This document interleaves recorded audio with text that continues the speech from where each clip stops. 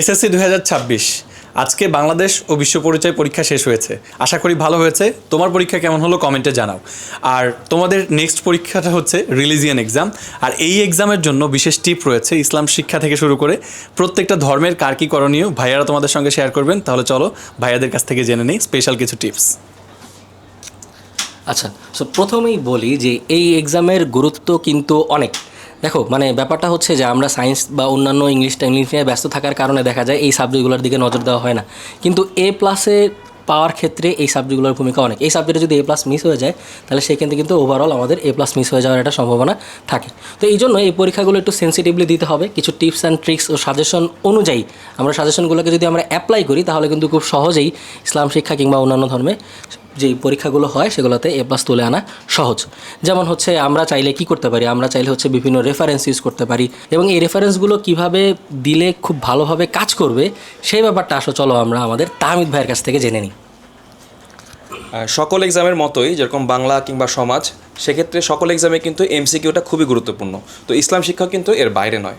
তো তোমরা যদি ইসলাম শিক্ষাতে এমসিকিউতে তোমরা যদি 30-এ 30 মার্ক পেতে পারো তাহলে কিন্তু A+-এর সম্ভাবনা অনেকাংশে বেড়ে যায়। ইসলাম শিক্ষা সাবজেক্টটা কিন্তু কিছুটা বাংলার মতো না। আমাদের ফাহিম ভাই যেরকম বললেন বিভিন্ন রেফারেন্স আছে, বিভিন্ন হাদিস আছে, বা বিভিন্ন নবী রাসূলের বিভিন্ন কোটেশন আছে, সেগুলো যদি তোমরা একটু কষ্ট করে একটু দেখে যাও, বিভিন্ন কোটেশনগুলো তুমি দেখে যে এটা যদি খাতায় লিখতে পারো তাহলে কিন্তু তুমি বাকিদের থেকে সম্পূর্ণ আলাদা হয়ে থাকবে, এবং তোমার নাম্বারসটাও কিন্তু পরীক্ষার খাতায় অনেক ভালো আসবে। সিকিউর জন্য অবশ্যই টেস্ট পেপারগুলো থেকে বোর্ড কোশ্চেনগুলো সলভ করতে ভুলো না। এছাড়াও বিভিন্ন শীর্ষস্থানীয় স্কুলের যেই টেস্ট এক্সামে আসে যে প্রশ্নগুলো সেগুলো তুমি দেখে যেতে পারো। ইনশাআল্লাহ ইসলাম শিক্ষা পরীক্ষা তোমার অবশ্যই ভালো হবে।